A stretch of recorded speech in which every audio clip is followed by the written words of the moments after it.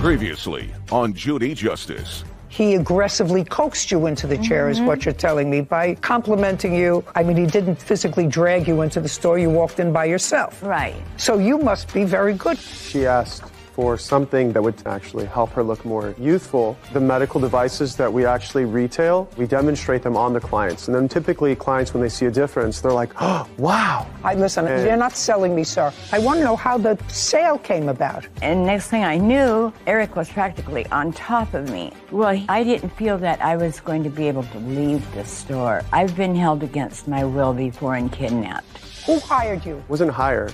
I was in business with him. Okay, well, but it's getting more interesting. I'm sorry. And who leases the store where you are? Don't look up in the air. It's going to get only worse. And now, the conclusion. Linda Bernadeschi is suing salesman Eric West for deceptively selling her skincare products she never wanted. You know, I'm not sure she's entitled to a refund on all the products that she bought. I'm not thoroughly convinced yet that this was a situation where she was held against her will. But I've always been fascinated by these stores that want me to pop in and they give me a little white plastic thing and they stand outside, try this product. And, you know, you pass by and you say, no, thank you, I'm not interested. No, you're beautiful, you know, this can take away the wrinkles in your face. I say, I make my money with my wrinkles in my face.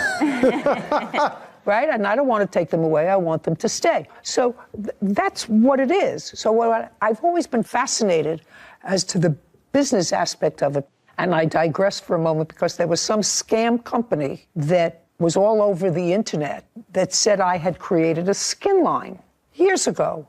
Couldn't find them. And they had all kinds of accolades, and it looked like it was sold through major companies online and endorsed. They had pictures all over. It was a scam. And they've done the same thing to numerous other people. And it's all scam. And you can't find them because they're on telephone banks someplace, here and here. And as soon as the federal authorities get to one, they close down one and they go someplace else, sometimes offshore. So we were unable to find them. So all you could do is get on the horn and say to people, I don't own a skincare line. I've never endorsed a skincare line. Don't buy products that say that they're mine. So I've always wanted to know about these guys who stand in front and try to get you into the store with a little packet of freebies. So now it's your joint business? Yes. How much did you put up? I honestly, I can't recall. You can't recall how much money you put up? You've only been there 3 years. I know, I don't remember how much the initial investment was. Well, give me an idea. Was it $5,000, $500? A lot more than that. Well, if it's a lot more than that, you want to tell me how much your contribution was. Couple $100,000. It was a couple of $100,000. That was your contribution to the store. Mm-hmm. Is not an answer. Yes, you're right. Where did you get the $200,000 from? I worked for it. For whom? I worked different jobs. How old are you? 37. And you had $200,000. You said a couple of $100,000. That's two. You had $200,000 so that you could invest that. Mm-hmm. Is that correct? Yes. And before having a skin business, I had a grocery store on the XL Mobile campus in Spring, Texas. Okay. We generated some revenue, and so I thought to open a spa and do products, sell products, and go that route. And I really do pride myself in integrity. I literally, every client that walks in, and I'm not just saying that. So if you pride yourself in integrity, and within a few days of being in your store and selling this lady who had absolutely no intention of going shopping that day, an $8,000 beauty wand that's going to make her look like she's 30, she says, listen, I made a big mistake. I don't want this product. I want to bring it back. Let's say I keep the creams, but this was $8,000, and I don't have that. Why didn't you take it back? Your Honor. That's a question, Mr. West. If you pride yourself on integrity.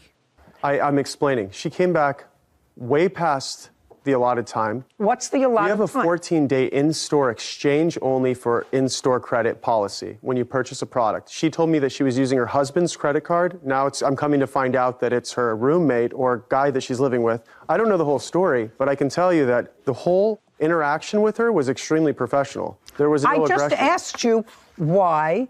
Now you have a lady who I've met, actually. Yes. Just here. And she gets home and she said, my God, what did I do? How did I get this? A lot of fast talking here and a lot going on. And now I'm walking out with almost $10,000 worth of product and I was going to buy a lipstick, and she says to you, I want to return this wand thing, whatever it is, for $8,000. And if what you're saying is you run a reputable business and you're busy and you've had enough money to put down $200,000 in this business, by the way, you do file taxes every year, don't you?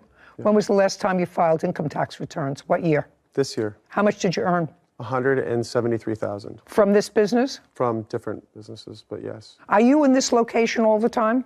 Yes, typically in that location, yes. When you're typically not in that location, where are you? Florida. Where? Miami. What do you do in Miami? What most people do, sit on the beach. Well, how often do you work? Pretty much almost every month. And I take my weekends and I'll fly and spend 3 days and then work. In Miami? Yeah. You go from California to Miami. Great. Defendant Eric West claims the plaintiff, Linda Bernadeschi, purchased products with a no-refund policy. Linda felt she could not leave unless she bought the items. So you still haven't answered my question. She comes into you within a relatively short period of time after she purchased all this product. She said, I don't have the money. I have to return this piece of equipment. And you said told... that she... Oh, sorry, I Go apologize. ahead. She said that she found the products cheaper online a week and a half to 2 weeks later. She was upset. Just a second. Did you call and say you found the products cheaper online? Yes, but it wasn't that. It wasn't 2 weeks later. How much later? A week at the most. Oh, which products did you find cheaper? The wand. I couldn't find the other products at all. Okay, but you said you found the wand cheaper. Is that what you told him? Yes. Now, you looked for the wand. You had to go on, like Sarah does, on the machine. Right. And look for it. And now I have to assume, Ms. Bernadeschi, I have to assume that if you went online to look at it, you tried it, because that makes sense. I want you to be very careful with your answer and not give me an answer that you think is going to help your case. But if I took the trouble to go online to try to find something, it would mean because I liked the product. So I would have tried it. No. Did you use the wand? No, I have not. It's still in its original packaging. There's no way it could be opened and sealed back up. There's no way. I looked online because I wanted to see how much I got ripped off for. Okay. And when you went online, how much did you find it for? $597, I believe. The same thing? Can I see what you found for $597? Kind of. Do you know what she's talking about? I know that when you go and you buy a Cartier ring from Cartier, you can get it online for a cheaper price. Listen to me, sir. It's not what I'm talking about. Okay, sorry. My apologies. Mr. West. I see what she's talking about. It's a very similar looking device listed for $575 from a different store. Yeah. This is the initial one that I showed you for that amount. That's what the defendant handed us a copy of. This, for this price, is the same. I just copied and pasted the name of the machine into Google, and this came up. So it looks a little bit different, but same concept. Would you go back to the other one, please, Sarah, the first one? And I want you to show me the comments that gave it a 5-star rating. 2 reviews. Yeah, there. I just want to look at it. Looks like one from 2019. Okay, let me see the next one, please. Yeah. And now that I'm reading it, this looks as if it's for a different device. This says electrobionic. So the review that's listed here looks to be for a different device. A different product. Yeah. Okay. No, she found it. Okay. She found it for me. Sorry. She found it for me, a different color, whatever. Anyway, so you called him about a week later. Yes. You called him about a week later and said, I found it cheaper. Yes. And what did he say to you? He said, well, I can't give you a refund. He said that would have to be up to corporate. So I'll have to get a hold of them and get back with you. Well, he never did. Taking what you say is true, you called him a week later and said, I found this very expensive product. The other thing were facial creams and potions and lotions, whatever. I'm not so concerned about those. I'm concerned about this $8,000 item. So you called and said to him with regard to the $8,000 item, I found it cheaper. I don't think I told him that, no. Okay, now let me read the police report.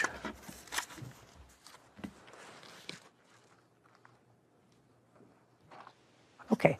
Have you seen the police report, sir? No, I have not. Okay. So this is a police report by an officer who you don't know. and doesn't know you. What happened was, on the 8th of March, he received a dispatch to go to a location because the plaintiff had complained that she felt on the 21st of February that she couldn't leave the store, and she spent over $9,000 at the store. So he went to see her because the case was a false imprisonment case. And it said, while officer was en route, he asked his dispatch if there was any history involving your location. And it said there were 2 previous incidents involving your store. You're aware of that? Yes, Your Honor. Yes. And he read the papers of the events. There were 2 different complaints, 2 different complainants that were very similar that were reported by this plaintiff. Said that the other 2 victims were lured into the store and they felt as if they were not able to leave until they purchased products. One of the reports stated that the victim had spent over $100,000 on recurring charges and products that she didn't want. So, in a very small area, there's a little history there. I'm reading you what the complaints are, sir. Do you understand? Absolutely. Okay, let me finish. Okay, so the next day on February 22nd, you said you wanted a refund for the device. This is what you say, not for the creams, not for anything else, just for the device. Yes. Okay. Your Honor, she didn't pay for the creams. She paid for 1 cream out of all the creams that she got. Whatever. Okay. But that's not where you made your money. No, I know, it's on the machine. That's not where you made your money, is on the lotions and potions. Okay, suspect 2, that was you, told him he was unable to give her a refund and would have to be done by corporate. Were you the one who told her that? I spoke to her. That's No, I either a did not yes say or a no. that. No, I did not say that. Tell me what you said. I told her that she signed a no refunds agreement, and she understood that she purchased the sale, that it was a final sale because she got what she received. What did she receive? She received 6 months worth of services that she did not want, which were complimentary. She also received a full skin regimen, day cream, night cream, cleanser, toner, eye serum, eye cream, peeling gel. And she paid how much for all of that stuff? Nothing. She only bought 1 eye cream. That was the initial. Just a second. How much was the eye cream? It was $600, I believe.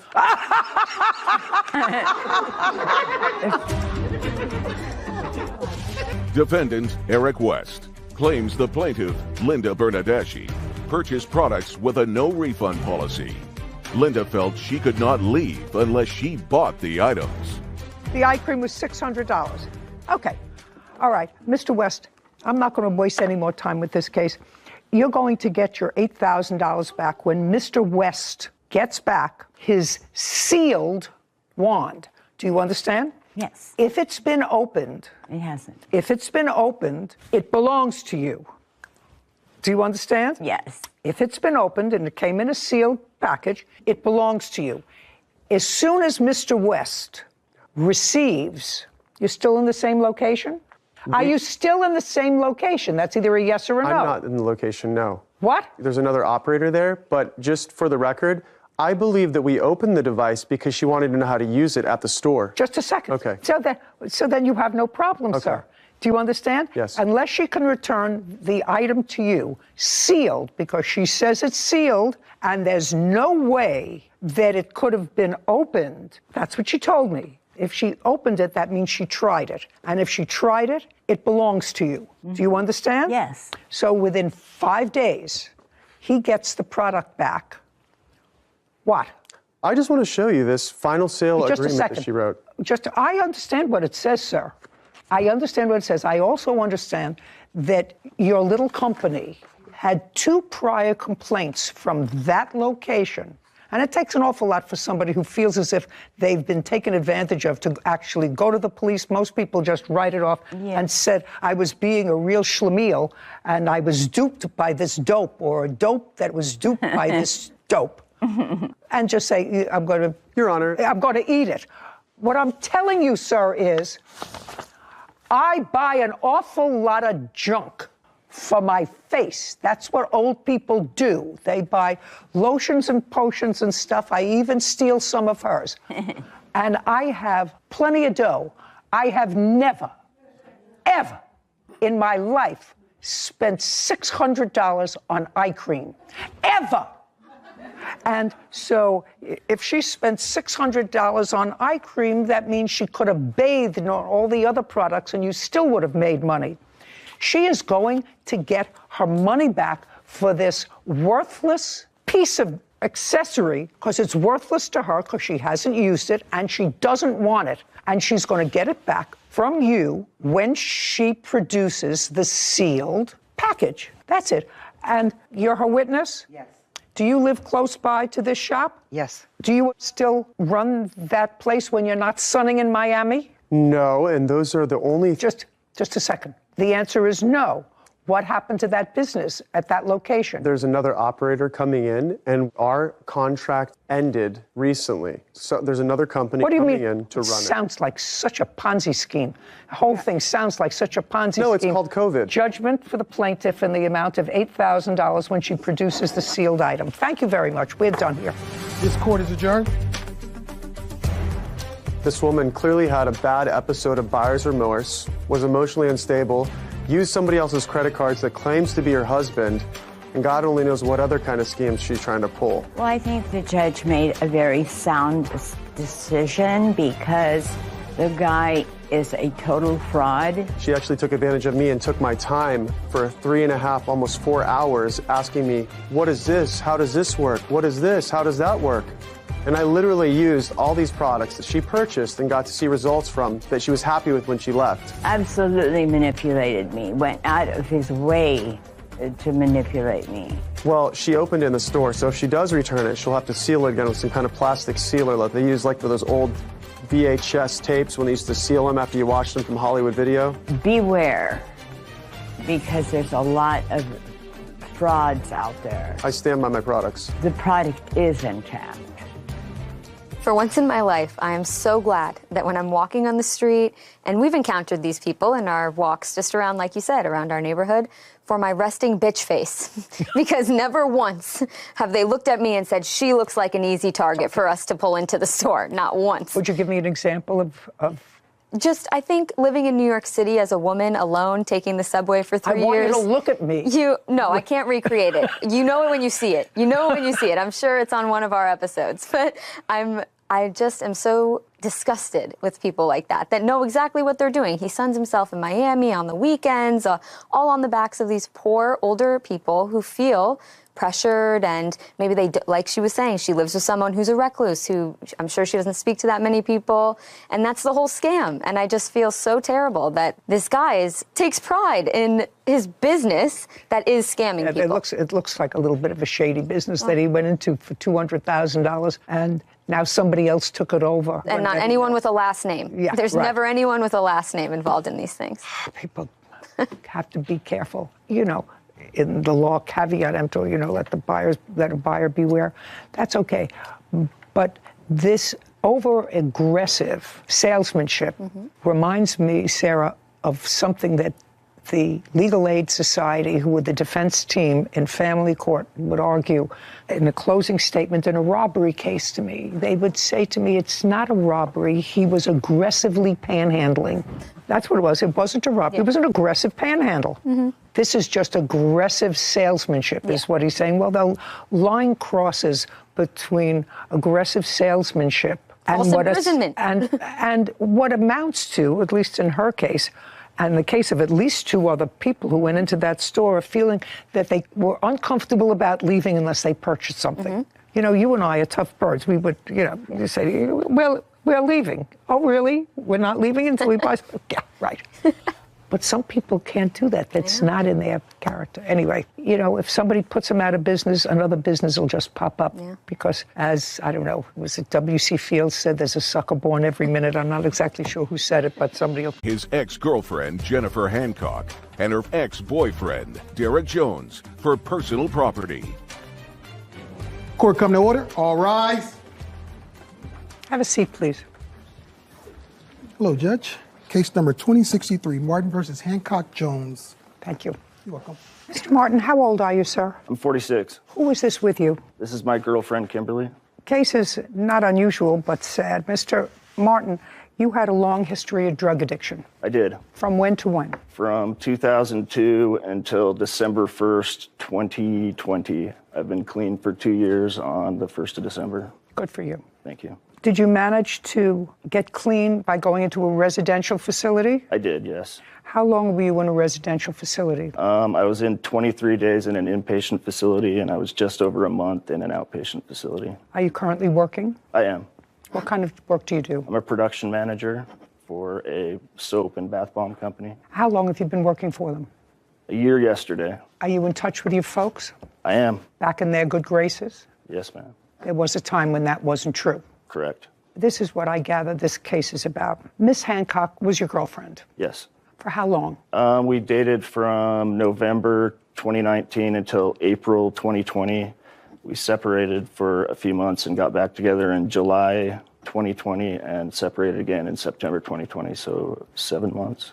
And it would be a fair statement, sir, that the reasons that you separated on both instances is because you relapsed into using drugs. Yes. And it would also be a fair statement that the first time you left the house at the defendant's request, you were unsuccessful permanently from ridding yourself of addiction, but you thought you were okay and you asked her to take you back.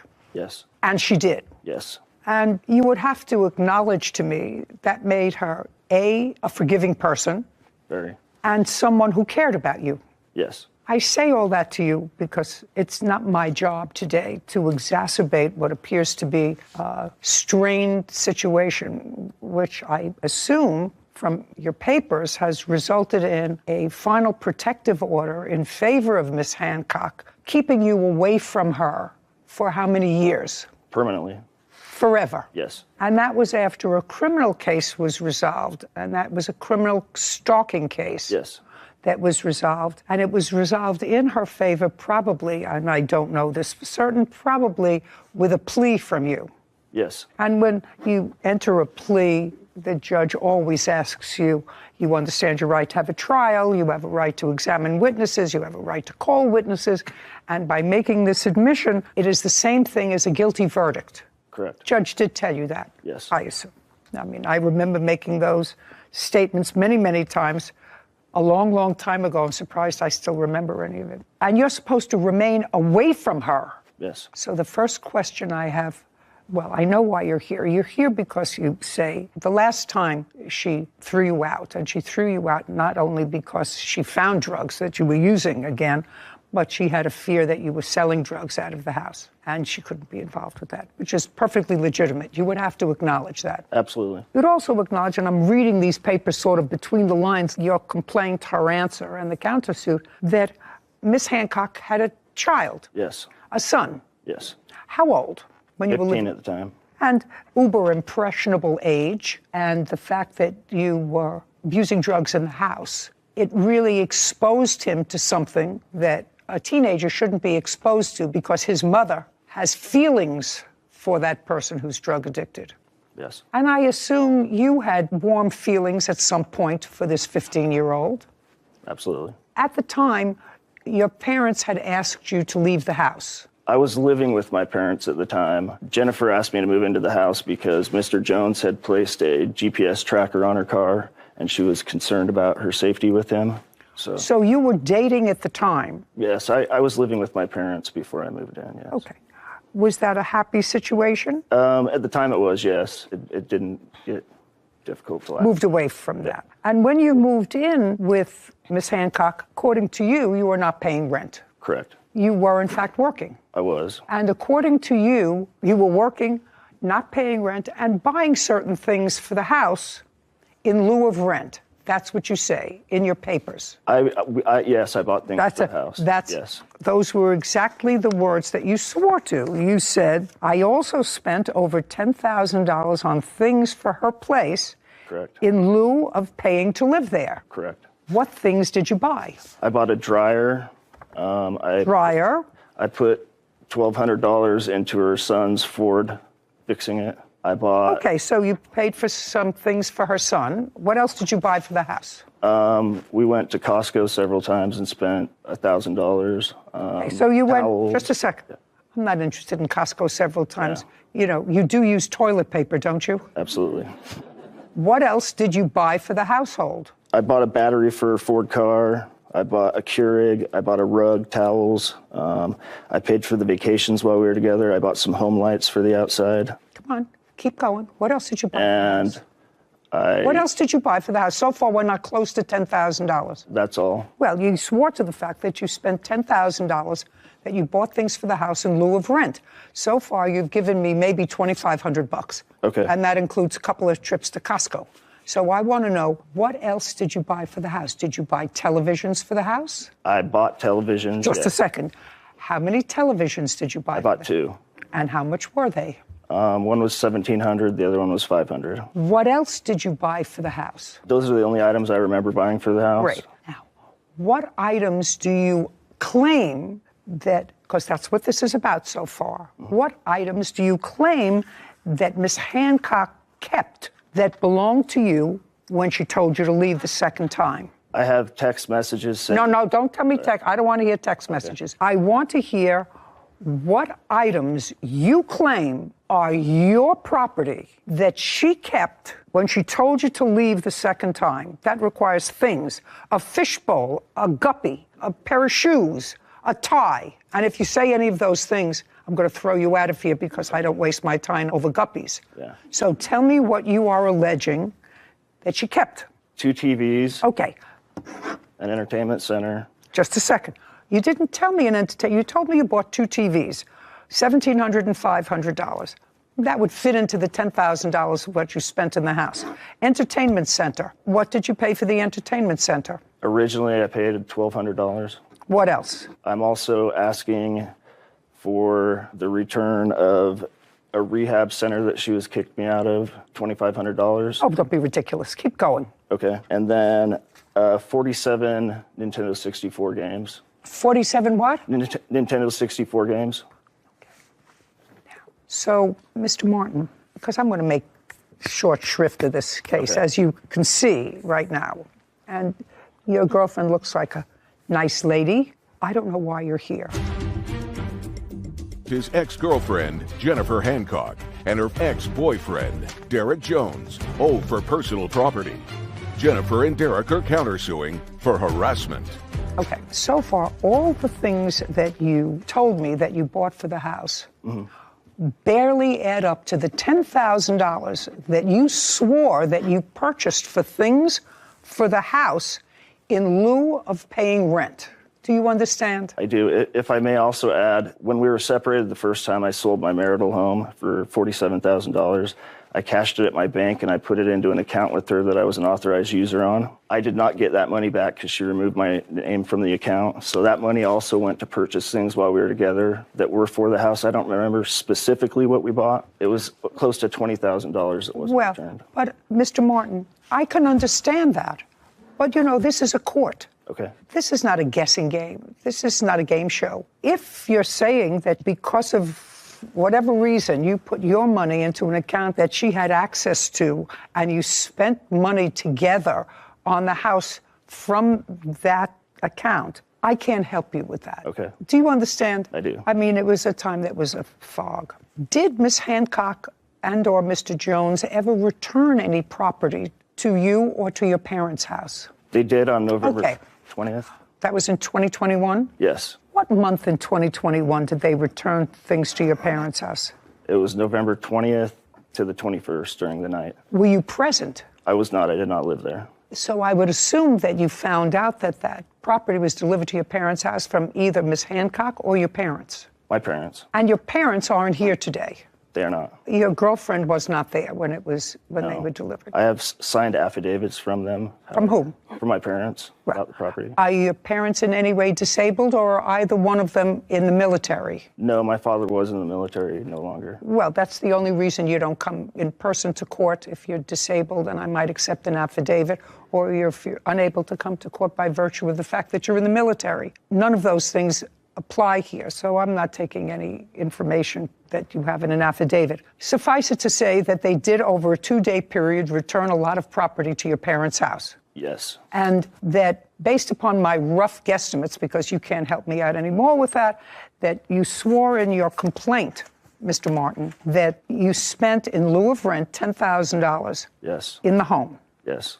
And that was specifically because you weren't paying any of the household expenses. Yes. And all of the things that you added up to me, I don't know what 47 video games are, but I assumed that the 15-year-old played them more than you did. She says they were gifted to him. I don't know whether they were or they weren't. Certainly, if you want them back. Do you still have any of the video games? Yes, ma'am. Okay. And you want the video games, sir, or do you want to leave them where they are? I would like them. You would like them? Yes. Okay. Miss Hancock, I'm going to make this as easy as possible. I would like you, not the boyfriend, I would like you to pack up those video games. And do you live in the same town, area, whatever? Close enough. Is there a police precinct where you can drop them off? Yes. Do you know what precinct number that is? I don't know the number, but I'm happy to drop them off at Bountiful City Police Department. Got it? Yep. Within 5 days from today, package up the videos that you have. No problem. You know, if any of them are damaged, I don't want to hear from you. We're talking about a year ago, a 15-year-old has played with them, whatever. She's going to give you back your video, your 47 video games. Okay? Okay. Take a breath. You have to say it's over. Tell me about your new girlfriend. Are you living together? We are, yeah. She's great. I love her. She's great? She's amazing. And you're fine? Yeah. And you're working? You have to put a period to this. Yes. A real period. I know. Okay? Ms. Hancock, you and are you currently together, or is this an ex-boyfriend? Ex-boyfriend. Ex-boyfriend. Well, you seem to have problems with boyfriends. You got to start picking them better. I do. This one put a tracker on you. This one, you have a protective order permanently. You have to figure these things out before ultimately you get very hurt. Absolutely. Okay. I read not only your answer, and I've resolved Mr. Martin's claim. He is going to get all of his videos back. You know that Ms. Hancock and Mr. Jones have a cross-claim for harassment. I do. And that was not made part of the criminal case, any restitution. No.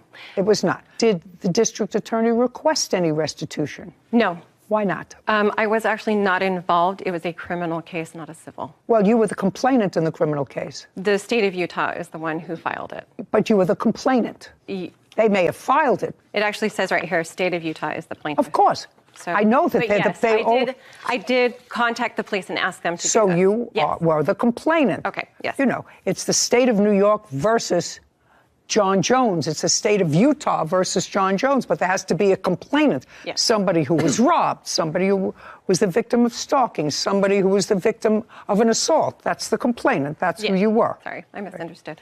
Did you ever ask the district attorney for compensation for lost wages or anything else that you suffered as a result of this stalking? No, I was not aware I could actually do that.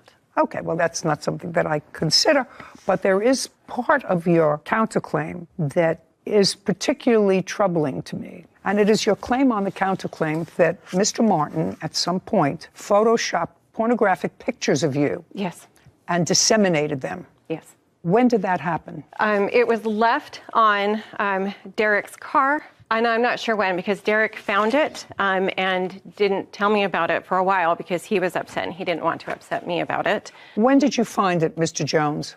That would have been after this first bogus stalking injunction he filed and lost. Bogus? He filed a fraudulent stalking injunction. He filed stalking? Against me. So it was after that? Mm-hmm. And that was May of 2021? One. I'm trying to tell Mr. Martin, and I don't know how to make it any more clear to him, that his path going forward has to be putting a period, that in this whole scenario, you were the culprit.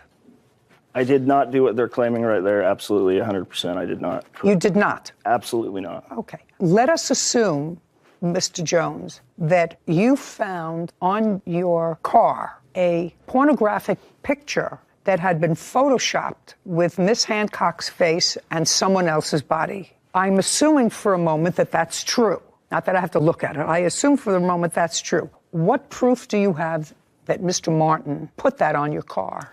Well, the problem is I don't have any proof of that, but he had put other signs up. I have a police report. He was hanging signs on my property. He got arrested for doing that and tased. Okay. I mean... But I'm asking you specifically, that's what I'm particularly concerned about. We couldn't prove it was him.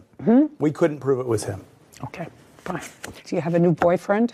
No, I do not. In what month was the protective order made final? May of 2022. Other than this experience, what happened? Oh, there's a fly. There's a fly. Oh, Mr. Jones, I'm expert at flies. Let's not come here.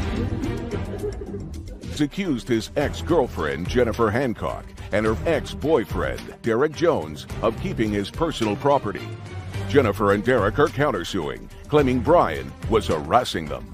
Okay. Other than today's appearance, since that was issued in May of 2022, have you had any other contact with Mr. Martin?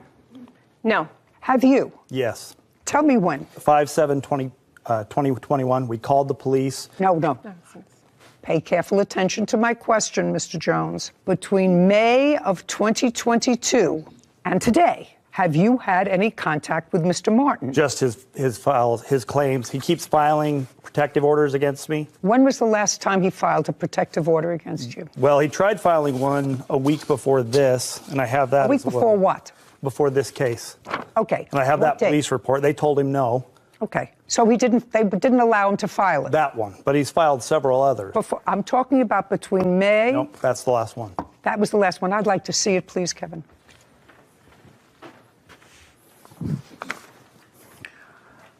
Mr. Jones, do you have a protective order in your favor? I've tried. Not tried. No, I don't. You do not. Okay.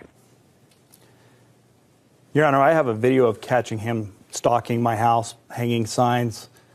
We submitted that. We also have the police report that he was arrested that day and tased. And tased? Yep. I have that report right here as well. I'd like to see it.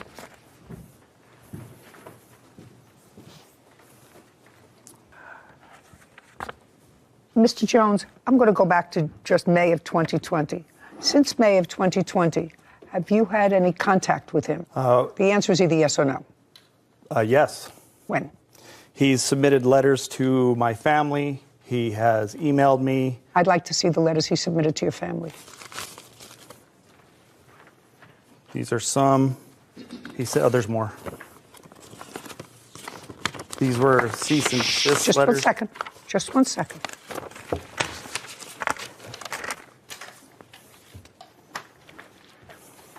What's this?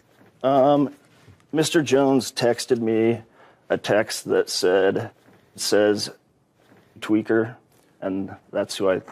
Just, dear Miss Jones, who did you send this to? I'm not aware of the letter. May I see it? He took it to my rental.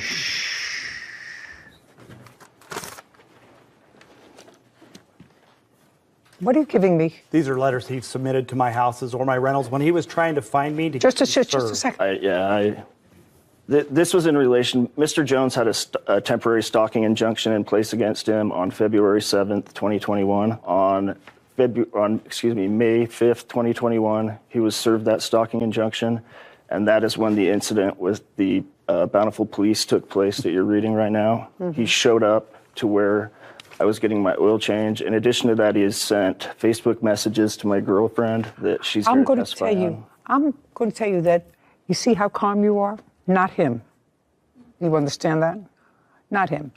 Probably not him, but definitely not him. And I'm going to just suggest to both of you that neither one of you want any other legal action. You already have a lifetime protective order issued against you in favor of Ms. Hancock. Yes. So I'm just telling you, I'd stay as far away from him, Mr. Martin, as I possibly could. Go a mile out of your way rather than go anywhere near where he is. That's fine. That's what I'm doing now. Now, Mr. Jones, you have, and I've been around here for a long time, these kinds of buildings for a long time, you have an attitude. I can tell you have an attitude. And things may have been bad historically, but you know your behavior wasn't perfect historically. You would agree with that with Ms. Hancock, correct? Oh, absolutely. You would agree with that. Okay. And you're not a baby. I mean, it's not as if you're 21 years old anymore. And if you have that within you to have bad behavior against another person, that's there. Either you have it or you don't. And what I'm suggesting to you is that this is not going to be a good outcome if this animus continues. She's not your girlfriend anymore. He's got a new girlfriend. You don't have anything to do with him anymore. Nothing. If you have to travel a mile out of your way to avoid going anywhere where he gets lunch, coffee, a Jiffy Lube, or anything else, I would suggest that you do it. I've done that. He keeps Good. filing protective orders. Good. Well, he can do that. So can you. And what I'm suggesting is that it's not... Don't add fuel to this fire, madam. It's my job to try to temper it. If what you're going to do is to add fuel to this fire, then I think that it's really not a smart idea. Just gonna, yeah. The plaintiff will get his 47 videos back within 5 days. They will be dropped off at the local police precinct. What? May I actually say there's only 21 that was ever given, so there's not 47. How many do you have? We have 19 of those games. Okay, 19. Yes. You have any other property that belongs to him? No. No. Okay, we're done here. 19. 5 days. Police precinct. This court is adjourned. I'm disappointed because I've dealt with this man for over 2 years. He's just jealous of my awesomeness. I've moved on with my life. I have a new girlfriend, and I just want my things back. Whatever. I just want him out of my life. It's time to close the chapter. It's time to move on. I never want to see him again. I never want to hear from him again. People spend so much time with negative energy. Oh, yes. Sarah, if the one thing that you and all other single people out there can take away from this case is that women are supposed to be smart. And clearly, she had a nose for bad boys. Yeah. Because according to what we heard, the reason she invited him to come and live with her is because the Different problem with a different boyfriend. Right, co-defendant, Mr. Jones, was really stalking her. And the same problem she had with the plaintiff. But stalking is an odd one. You have to be a little bit off to engage in stalking, to really terrorize somebody. Especially to the level of legal action for stalking. Yeah. Because I know the standard for getting a restraining order, even a temporary one, is very high, the standard. There has to be some pretty serious stuff that the judge reads. And he pled guilty. But Mr. Jones also acknowledged that he had not treated her well. So it's always sad to me when perfectly reasonable women, sometimes because of their need to nest, will choose subpar mates. I think it's more important to hold on to your own energy than to allow it to seep into these negative wells that will just run you dry. You're absolutely right. Just remember it. 19-year-old Isabel Irwin is suing her father, Neil Irwin, for personal belongings. Court come to order. All rise. Have a seat, please. Case number 27, Irwin versus Irwin. Thank you. You're welcome.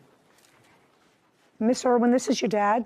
Yes, he is. And you're 19? Yes, I am. According to what I read in your complaint, your parents divorced when you were 10. Yes. And your father was your primary custodian. You lived with him. Yes, I did. Did you graduate from high school? Yes, I did. When you were 10, 11, 12, 13, 14, 15, and 16, did you live with your father?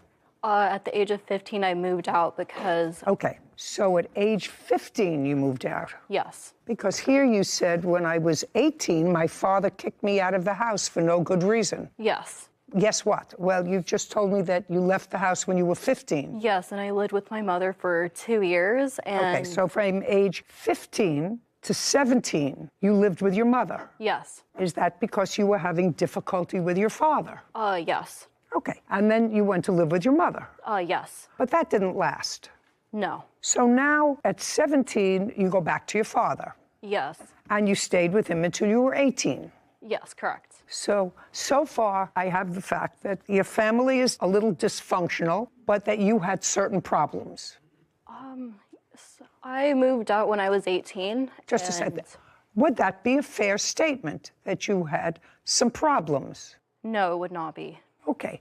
What high school did you graduate from? It's a school partnered with the National Guard for kids that are off track to get them back on track. Did you have to pay for that school? No, they are paid by the government. Could you look them up for me? Yeah, it's a residential program for youths aged 16 to 18 who've dropped out of school or who are seriously behind in credits and need to catch up quickly. Okay, so you were dropped out of school? No. Or seriously behind? Yes. Dropped out or behind in credits. Okay. And how old were you when you graduated from... I was 17 years old. And so at that point, you moved in with your father? Yes. And why did you leave when you were 18? He had evicted me. Okay. And I'd like you to tell me your version of his evicting you when you were 18, because this case involves you're suing your father for items that he disposed of that were yours, and you want this court to award you $7,400 for the things that he disposed of that were yours. Yes. Okay. So tell me why you believe he evicted you when you were 18. I believe he evicted me when I was 18 because I was buying my first car and he got jealous of the car I had, and he stated that when I moved back in for the second time. He evicted me the second. No. We're on the first time that your father evicted you, not the second time. The first time your father evicted you, I can ask him, or you want me to stay with you? You can ask him. Fine. Tell me why you evicted her the first time, which you did. The main reasons would be that she agreed to pay rent, which she never did.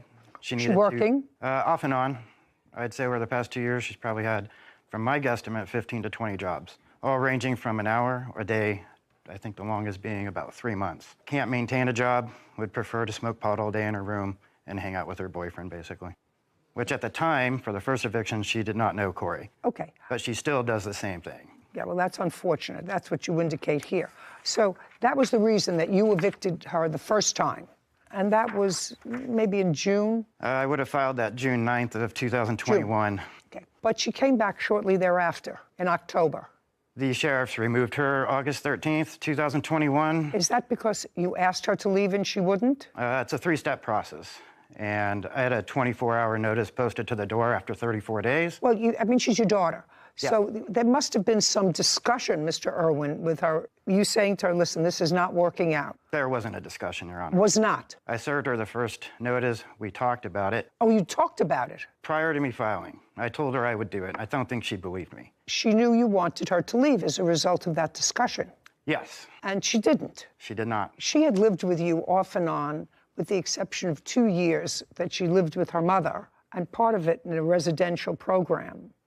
It's a residential program, correct? Yes. When she lived with you, she was 10 years old. Can you tell me, Mr. Irwin, from the time she was 10 until the time she was 18 and she was ultimately evicted, what items in the house she purchased? Bed, TVs, anything big? She never purchased anything. When she came back from her mother, what did she come back with?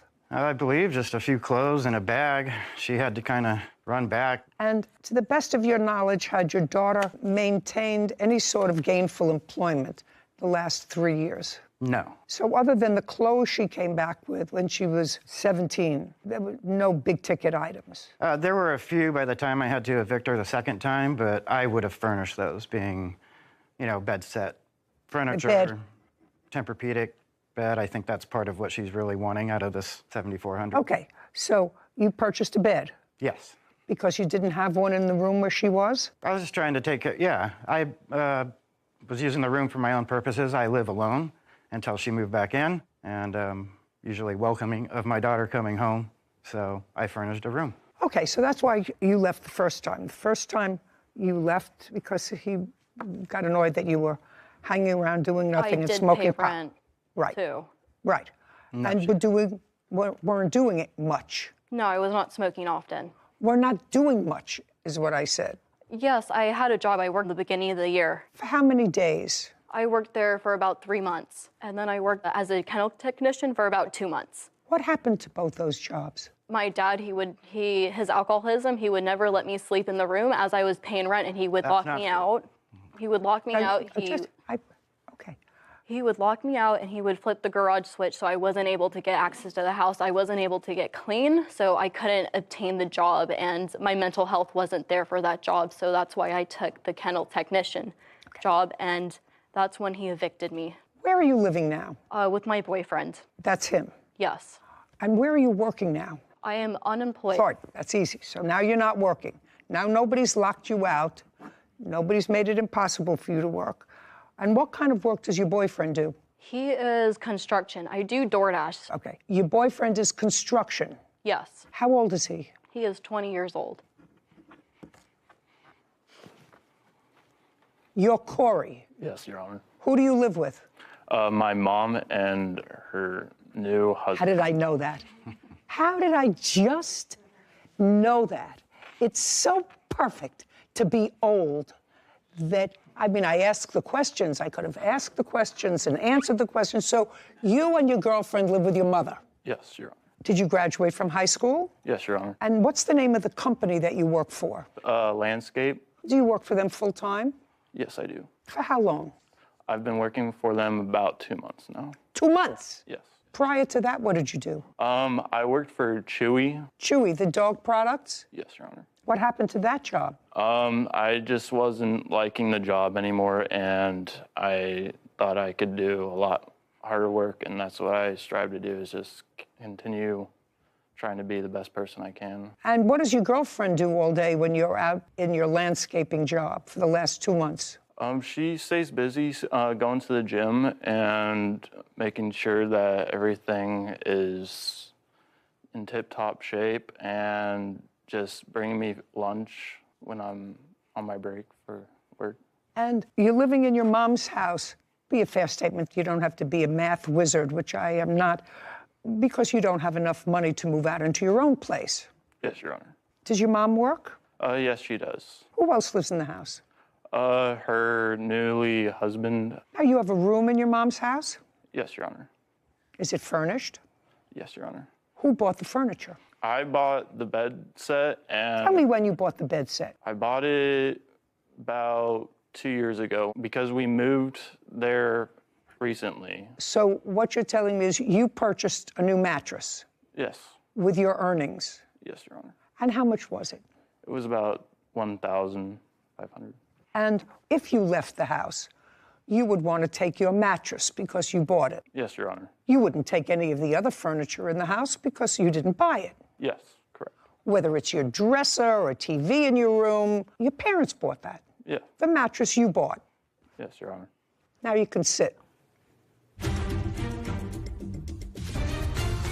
19-year-old Isabel Irwin claims her father, Neil Irwin, owes for personal belongings. Now, I'm going to sort of pull this together. Eventually, you moved back into the house after an initial eviction, and you weren't doing well, I assume. Yes. And then you came back a couple of months later and asked your father if you could move back in. Yes. And he said, okay.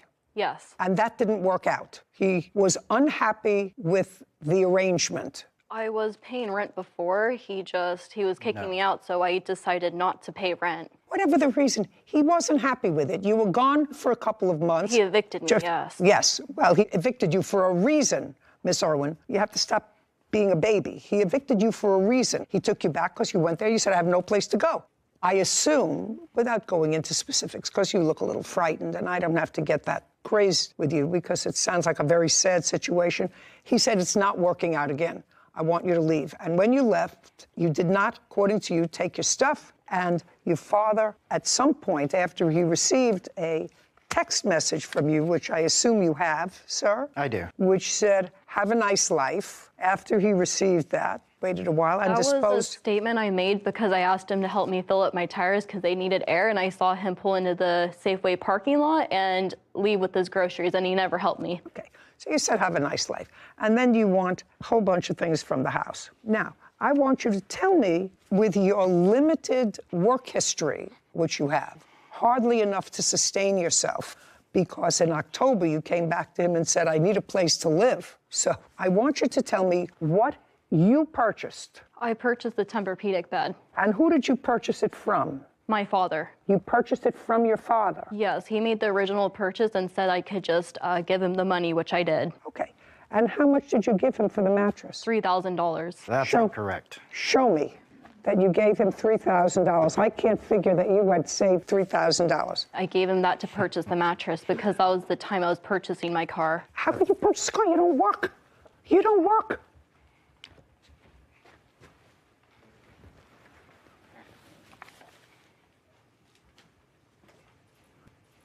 The first one This was doesn't tell me cash anything. Transaction that this he doesn't made to this withdraw. doesn't tell me anything. You want to tell me that tells me nothing. You want to give that to her. I would have to find credible, Miss Irwin, that you had managed to save from your job that you had for 3 months while you claim you were paying your father rent $3,000. It was the leftover money from me purchasing my car. Oh, I don't believe that. For 1 second.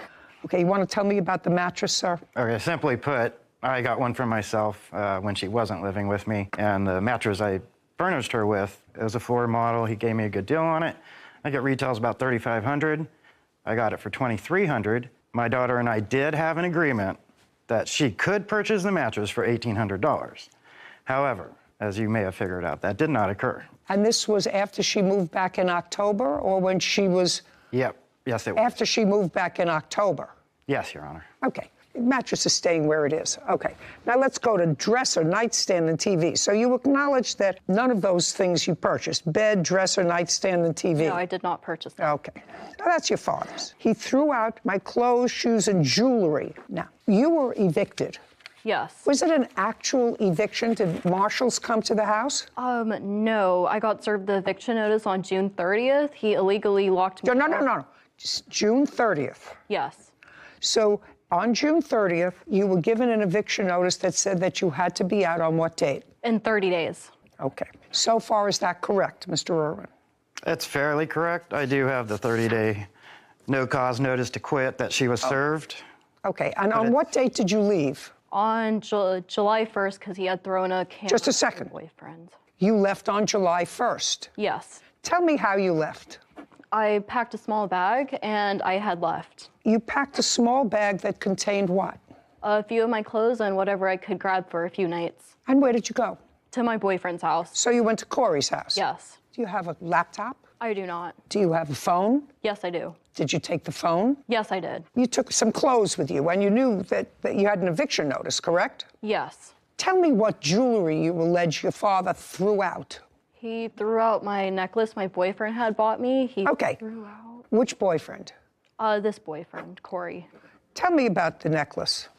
He had purchased it for my birthday. Okay. Stand up, Corey.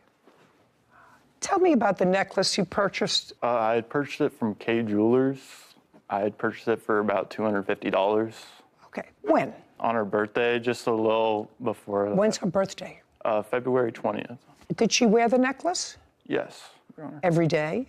No, just on occasions, whenever we'd go out and do stuff and all that. When she came to your house with her bag, did you ever see the necklace again?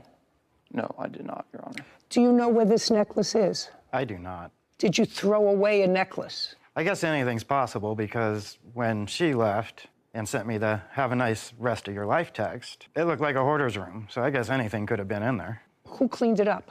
I did. Didn't see a necklace? Didn't see a necklace. Okay. Were you looking for anything of value? I wasn't looking for anything. To me, it looked like old clothes that probably hadn't been worn in years. Okay. I just wanted to clear out the room. Fine. Have a seat.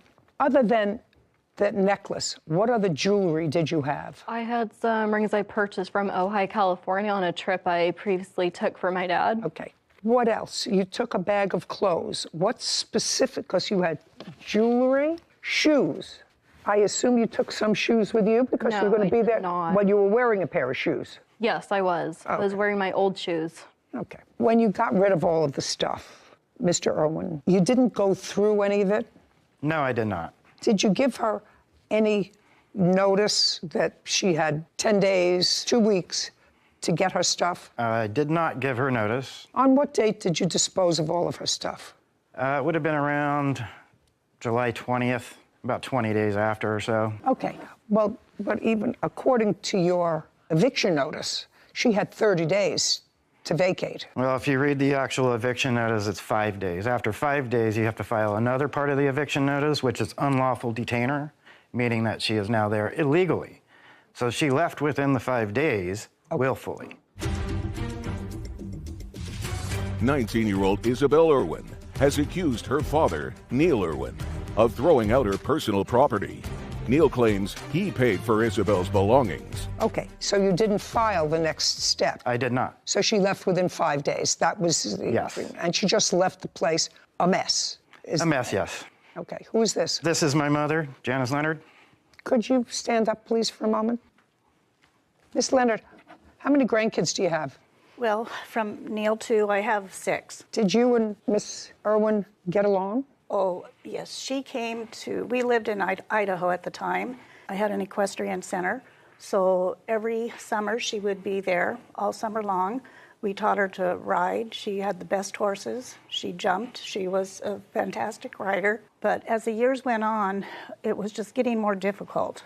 When she turned 14, her behavior changed drastically. Can you describe, I know that you moved back to where your son lived. And according to the answer, he gave you a key to the house. He was in Las Vegas on a trip. That's correct. Could you describe when you went into the house what Miss Irwin's room looked like? Every time I would go over there, the house would be worse every single day. And there was a very strong, pungent smell, so I thought the dogs were going to the bathroom. Her room was a total disaster. There's clothes literally strewn, I don't know how tall, but 12 inches maybe. Nothing was ever picked up. And one day, before Neil came back, I said, this place is really smelling bad. And later I learned that they were smoking marijuana. They would be in the bedroom and giggling and in the bathroom together. And when I would come, she'd only be there for maybe 20 minutes and they both would leave. There was no respect, I have to say. I've seen her in action and she can be very nice and very polite, but there's a whole nother side that is actually very scary, to the point when she was, years ago, 14, my husband and I were locking our bedroom door because we were afraid of her when she stayed. Okay, thank you. Isabel, is that what they call you, or they have a Yes. Isabel. Word of advice, caution, you're 19? Yes. You look older. That's not a compliment. You seem like an intelligent young woman. Thank you. But I see issues there of blaming everyone else, and it's very possible that your father and your mother and other people share the blame in your issues. That's possible. But at this point in your life, Isabel, you're just starting, and you can either spend your life blaming somebody else, parent, grandparents, siblings, for where you are, or you can say, I have to get myself some help and put a period, because I'm 19 years old and I want to live to be 79. And right now, that doesn't look good for you. I'm telling you, you look troubled and older than your years. Your father looks better. Your grandmother looks better. They look appropriate to their age and stage and clearer. So I think that you should get some help. I also think, Mr. Irwin, there were things in her room, and believe me, I have seen rooms like that. You know, I have been involved with lots of kids and grandchildren. Most of them grow up, and once they get a place of their own, they walk around with a bottle of Windex and Bounty and clean up after everybody's fingerprints. But if they're living in their parents' house or their grandparents' house, they live like slobs. Sometimes that never changes. But, you know, there's messy, and then there is dysfunctional. And what you are describing is dysfunctional. And I think if your daughter was honest, she would look and she would say, that's dysfunctional. You were in the room, Corey? Yes, Your Honor. Stand up. Would you describe your girlfriend's room in her father's house as evidence of being dysfunctional? Not a nom. Right here, Corey. Okay. Does her room look like your room? No, it does not, Your Honor. Okay. Would your mother permit your room to look like her room? It's not an answer, Corey. Would your mother permit your room that you're sharing to look like the room that was in his house where your girlfriend lived and you stayed occasionally? No, Your Honor. No. Okay, sit down. You should have looked for the necklace. He gave me an honest answer to everything that I asked him. So the necklaces was probably mixed in with a load of garbage that was there. To say the least. That was accumulated. It was like a hoarder. So I'm Your awarding Honor, you. I have a you give video it to your of the boyfriend, room. $250 to go and buy her a new necklace. Thank you very much. This case is over. Thank you. This court is adjourned. I agree with the judge's decision 100%. I think it was very fair. I think it wasn't fair. She has so much more potential than what she's doing right now. I was just trying to get my belongings, and he literally just never wanted me to do it. She's a great kid, and all reality, she's just making some wrong decisions right now. I made any really bad decisions. It's all been influenced by my father. You know, the apple doesn't fall far from the tree. I hope she grows up and I love her. I know I need to grow up, but he evicted me, gave me 2 days, and I didn't want to make them. I hope you weren't talking about me when you were thinking of your grandchildren keeping messy rooms. I try and be neat and nice and organized. Well, I wasn't thinking about you today as a law school graduate, but I do remember when you were in college and you were staying with us rather than in the dorm, keeping your door closed because it looked like somebody hit your room with a Mixmaster. Maybe just a few too many open suitcases, I guess. Yeah, open, unpacked suitcases. But got older and more respectful, and then you had your own apartment, and I remember visiting your apartment, and I said, who is it that lives here? I couldn't figure out who lived here. It's not the same person who lived with me. It's a maturity thing, and I think I was shocked to see that she was only 19 years old, in line with what you said to her, that she looks older beyond her years, and some difficulty can do that to you, but you have to take accountability and do what you can to make your life organized and set yourself up for success. That, you know, all that is true. I'm not sure that she has all the tools to do that, and I don't know if she has anybody there to guide her. It's too bad because she seems like an intelligent young woman, and her grandmother certainly portrayed a picture of a child who was accomplished when she was younger, and then something happened. You know. I hope she turns it around. Hope she turns it around. I hope it's not. Derek Kwan is suing dog walker Danielle Lancaster for damages resulting from a dog attack. Court come to order. All rise. Have a seat, please. Case number 2002, Kwan versus Lancaster. Mr. Kwan, succinctly, your case involves an attack of a dog that was being walked by Miss Lancaster. She was a dog walker. She didn't own the dog. Correct. Dog got away from her, and according to you, attacked your dog, and you want to be compensated to the tune of $10,000. Correct. You were neither hospitalized, correct? I was not hospitalized. You were neither hospitalized, and your dog was not hospitalized. Correct. I assume that you have some medical evidence as a result of this incident to show me that you suffered from a dog bite. Yes. Okay. And the dog bite was from the dog that was being walked by Miss Lancaster. Walked is, I'm not sure if I would use the term. She's a dog walker.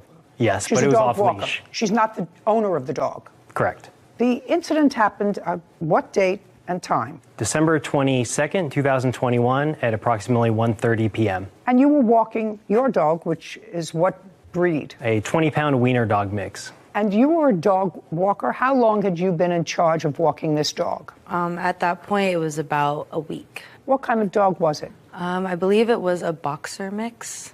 Not 100% sure. How old? 2, 3 years old, give or take. Who are the owners of the dog? The owners, I can't remember their name. One of Mike, but I don't remember their last names. But you remember the owners' names? Yes. And it would be fair to say that you knew their names because you tried to sue them. I contacted them, yes, but did not sue them. And you contacted them because they're the owners of the dog and they have a house. Mm-hmm. Is not an answer. Yes. And a house usually has homeowners insurance. Correct. Correct? And after contacting them, and it's their dog, so they are ultimately responsible for their dog, you opted not to seek compensation for your alleged injuries and this attack, but to sue the dog walker. Correct. Just for my own information, Mr. Kwan, do you want to tell me why you did that? Yeah. So per California strict liability law, anybody who takes physical ownership or responsibility for a dog is also responsible for any sort of attacks or damages it causes while they are responsible for that dog. Regardless okay, just a second. So what you're saying is in the state of California, if you are walking a dog, and she says she was walking this dog for a week, how many times a day, every day? 2 times a day. Twice a day. And she had this job for a week. That under all circumstances, she is responsible for any injury that the dog does. Is that what you're saying? Correct. And what code is that? I have a statute over here. Just tell me the statute. Per California dog bite law. I don't have the number, but I can bring it up to the Would you bring it up? The court. It's California Civil Code 3342. Do you have it? I could pull it up. I have my notes. Could you pull it up for me? Mm-hmm. And I'll come back to you in a second, Sarah. I'm just curious about it. Okay, now let's tell me about the incident, sir. Sure. So at the time that I described earlier, I was walking my 20-pound wiener dog Mix while my mother walked my infant son, who was 3 months at the time, in a stroller. Care. Okay. I mean, it's not that I don't care about him and I don't care about your mother, but they have nothing to do with this case. Well, they do have something to do with this case because when we turned onto the block, I turned and I saw an off-leash dog roughly 3 times the size of mine, and I saw the defendant, Miss Lancaster. She gave no warning that the dog was off-leash, and at that point, I later learned that the dog... No, don't tell me. Just tell me what happened, sir. Okay. You saw Miss Lancaster, and she was walking this dog off-leash. Correct. And? She gave no indication? No. Not that she gave me no indication. Okay. She was walking this dog off-leash. Correct. So you saw the dog off-leash. Yes. Okay. And about how far were you from her when you saw the dog off-leash? Across the street, so roughly 40 feet. Okay, and? The dog charged across the street. Okay, the dog ran across the street. Yes, and started aggressively biting, lunging, and barking at my dog. Okay, so at that point, the dog ran across the street and is in an aggressive stance barking at your dog. Correct. Hadn't touched your dog. Correct. Okay, what happened next? It then diverted its attention towards my infant son in a stroller and my mother and started jumping on the stroller. Did the dog, in fact, jump on the stroller? Yes. And? And my response was to try to divert the attention. What did you do? The dog jumped on the stroller. Yes. Didn't hurt your son, didn't hurt your mother. Yes. So I got the attention of the dog again. How did you do that? By picking up my dog, who was on leash. Well, that doesn't necessarily get attention of the dog. You say, hey! Correct. No, Correct. but you didn't say that. You just picked up your dog. Yes. Okay. Yes. Probably exclaimed in order to get the attention of the dog. You told me what you did. You picked up your dog and started running across the street. Started running across the street in the direction of where the dog had come from? Correct. And at that time, the dog was on the other side of the street. Yes. So let me understand this. You pick up your dog. Your mother is standing behind you in the stroller with your son. You leave your mother, your son, on one side of the street, and you grab your wiener dog Mix and run across the street. Correct. This was after I got the attention of the dog, by the way. Okay. So now you got the attention of the dog. Yes. Ran across the street, so you were trying to divert the dog's attention, and the dog followed you. Yes, it chased me. Good. And you were running in her direction? No. The Miss Lancaster had crossed the street at that point to where we were originally walking. She was on your side of the street. You were going back to where you had initially seen her. Correct. Okay, so she had followed her dog across the street. Yes. Was she saying anything? We made repeated pleas to ask for her to control the situation. She ran across the street, because all this happened within seconds. Yes. She ran across the street.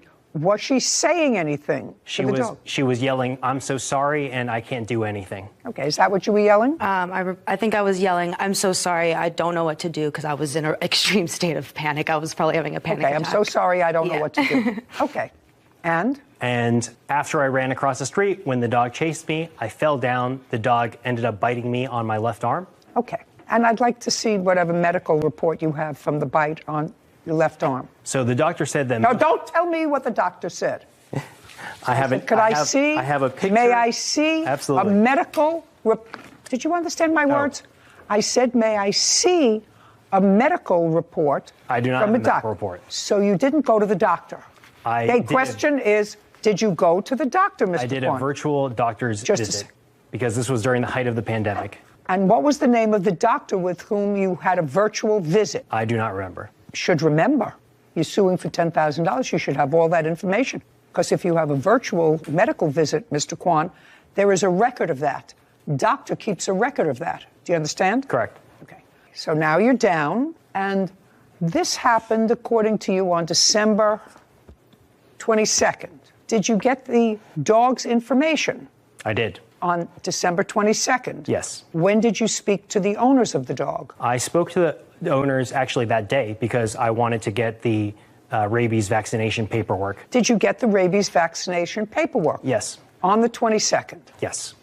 Now I'll see your photograph, sir. I have that statute whenever you're ready. I got it. Timing is everything.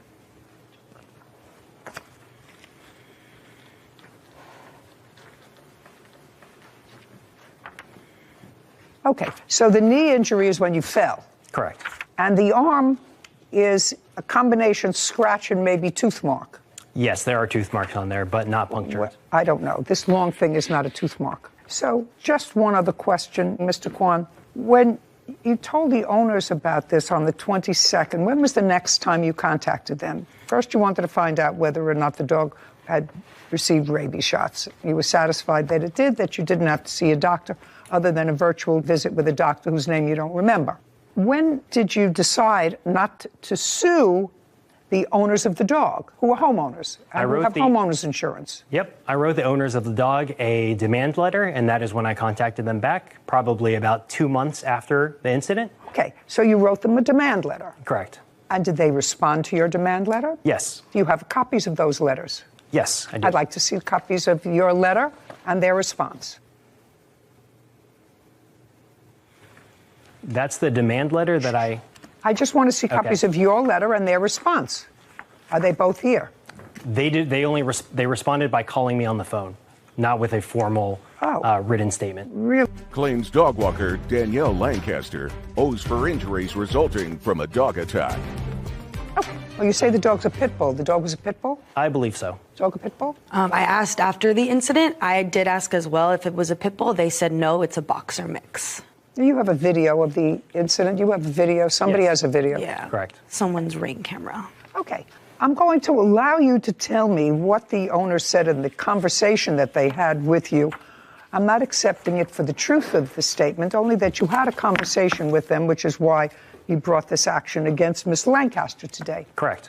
So they decided, we're not going to put this in writing. We're going to call Mr. Kwan. Correct. And what did they tell you? They were very amicable about the situation, and we're trying to solve the situation to make me whole.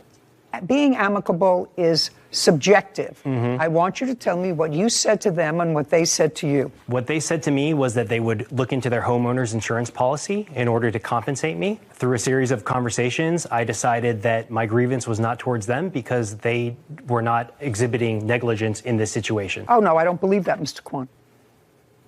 Be very careful about what you say to me, sir. As between homeowners who have insurance and this young woman who has to walk dogs for a living, if I was somebody interested in $17,000, I wouldn't sue her. I would sue somebody who had, Kathy Bates said in one of my favorite movies, I'm older and I have more insurance. So that answer that you just gave me was a whole lot of, who shot John? The reason you decided not to proceed against the dog's owners is what? The reason why I proceeded not to go against the dog's owners is because I have because some things are more important than money. And in this situation, I have more of an issue with the dog walker and her behavior during this situation rather than being compensated. Well, let me suggest this to you, Mr. Kwan. There is no question that if Miss Lancaster was walking this dog and the dog was off leash, she was negligent. There's also no question in my mind that the extent of your damages is excessive. Very excessive. So. But we're only counting physical damages. Just a second. What I'm telling you is the amount of your damages is excessive. And if you wanted anywhere near that money, you could have sued both people. You could have sued the owner of the dog, as not only did they have the dog that attacked you, but they have, as Kathy Bates would say, insurance. And you would join the defendant as a party to that action. You would say you're all responsible. You own the dog, which you say was a pit bull, which you say was a pit bull, who just mauled and killed somebody in New York last week. An owner. You didn't do that, so I'm not getting all of this kumbaya business that the person responsible. Do you understand? Yeah, I'm just not buying it, Mr. Kwan. We understand each other? Yes, absolutely. Okay. For somebody who has no medical, you had injuries, and you have to be compensated. You had no good excuse for walking the dog off leash. I wasn't walking him off leash. When I was in the house happened, I had a key on the other side of the door. When I reached for that key, he scooted as hard as I could between my legs and got out. It wasn't that I was walking him and just decided to take him off the leash. So you were negligent in letting the dog out? Unfortunately, yeah. Yes. But the dog had also been out for an hour at the time of the incident. Yeah, because when I was trying to get him back in, but many attempts, he was very hard to get in. And at that point, I was already having a panic attack, very emotional. No. Okay. Now, Miss Lancaster, let's get it together. Let's get it together. Mr. Kwan says that the dog was out for a period of time, and you weren't chasing the dog when he first saw you. You were in a walking mode.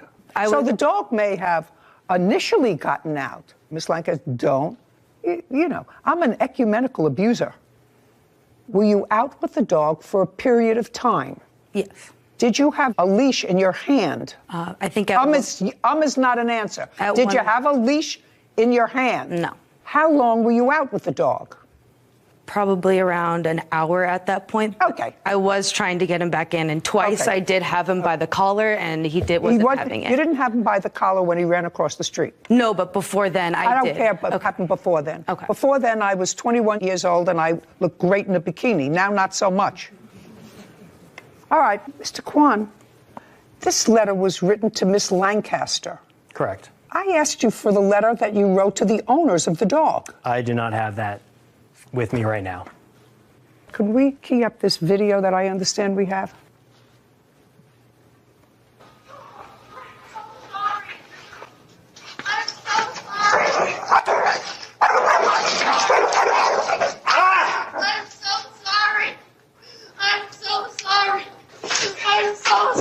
You can see my mother and infant son fleeing. I am so sorry. Call the person out. He bit me. I know I will because he bit me too. I know. Just grab him by the neck. I can't. He bit me twice on my hand already. I don't know what to do. It's been an hour. I seriously don't know what to do.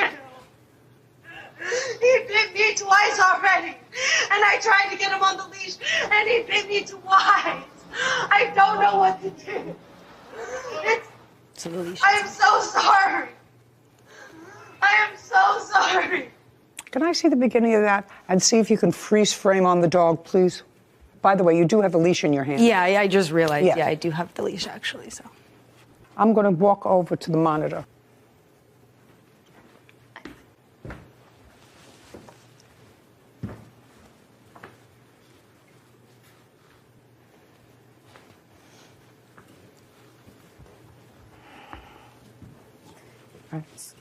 So although the statute uses the word owner, there's vicarious liability if someone else assumed responsibility of the dog, even though the statute is clear, it only lists the word owner. But in California, they could be held liable through vicarious liability, a walker. A walker. That assumed responsibility for the animal. Okay. Lancaster owes for damages after he was attacked by the dog Danielle was walking. Okay, so, Miss Lancaster, it does appear to me that you were sort of overwhelmed by this dog. Yes. But very much. Bottom line is that Mr. Kwan was injured and frightened, not seriously injured, but seriously enough that if it were me, I would be furious as a result of your negligence. And he neither suffered serious physical injury, certainly not serious enough for him not to go to work for a week. I don't know what kind of work you do, but not serious enough unless you, unless you model Bermuda shorts. You don't model Bermuda shorts, do you, Mr. Kwan? Just in my spare time. Of course not. And you had no medical bills because you didn't see a doctor. But you were attacked. And I actually don't know why you didn't sue the owners of this dog, which looks scarcely like any boxer I've ever seen. And it is possible in California that certain dogs are not insurable. I don't know the answer to that question. It will not insure you in a homeowner's policy if you have a certain kind of dog. Are you familiar with that, sir? Yes. What are you familiar with? You're very familiar with statutes. So what is the law in California with regard to insurance? Can you be denied insurance or have to pay an excess premium if you have a dog that is either a pit bull or a pit bull mix? I believe so. You believe so. And would it be a fair statement, sir, that their homeowners either covered their dog or didn't? They were looking into it, and they had renter's insurance that I believe covered it. That you believe covered it? Oh, very foolish of you not to go against them. Okay. If you accept responsibility for a dog, you're supposed to be smart enough to look at a dog and say, you know what, why would you ask what kind of dog this is? Now, you let the dog out, and the dog was out with you for an hour. Yes, yeah. And during that time, you were walking around the neighborhood, and you had sufficient opportunity. You were walking around the neighborhood. I wouldn't say walking. I was were you doing? clearly trying to get the dog back in, and twice I did have him by the collar, and that's what I said in the video. I had him by the collar, and then both times he turned to nip at me on my wrist, so which is why I let go, because I didn't want to get bit. I know, you said it. So I was trying to have him follow me, which is what the owners told me to do. I had treats in my hand. So you called the owners? Yes, I did call you called the owners, and you told the owners what was going on? Yes, I did. They knew what was going on. I would have sued the owners. Mr. Kwan, I would have absolutely sued the owners, unless they didn't have insurance that covered the dog, which is a problem for them if they had renter's insurance. In any event, Miss Lancaster, you assumed responsibility of this dog, and based upon your own negligence, your negligence, forget about the dog's breed, forget about these other people. As a result of your negligence, he was injured, and you have to compensate him for that. Judgment for the plaintiff in the amount of $5,000. We're finished. Court is adjourned. I don't think he even got bit. The doctor said that most of my injuries were emotional, but I did receive a bite from the dog onto my arm, but not a puncture wound. I think he just, wanted some extra cash from me because I was probably an easier target. Even though I didn't have any physical injuries, who knows how long my night terrors will last for. I was literally having the whole panic attack, which is why, I had the reaction I did. Yeah, I totally understand that, but the dog was off leash for an hour. She could have called the police or animal control during that time. Don't open the door even in the slightest to a dog. Just wait till, they're away and gone. Mostly my MO is getting back at those that I have grievances against. Let's not even get started with dog breed, because I think the world knows where I live in that street. Mm-hmm. And 10 days ago, a woman who was watching a pit bull for one of her children, 64-year-old woman, her husband came home from work and found the dog eating her in the backyard. Sadly, she died. And there are certain breeds that are more dangerous than others. People have to recognize that. And if you choose to get a dog that is potentially more dangerous, and I know that there are pit bull lovers out there and say, mine is the sweetest, mine is the loveliest, but then you have to accept responsibility if there's an issue. And clearly this dog was an issue, because I believe this young woman. Mm-hmm. Didn't you believe her? I believed her, and I think that dog walkers should also be cautious of what animals they're choosing to walk, because she could be held vicariously liable. So you might want to stick to 5-pound chihuahuas from now on, maybe. Right. I mean, she was visibly very upset. Visibly. And she said on the video, he bit me twice on the hand because she tried to get a hold of him.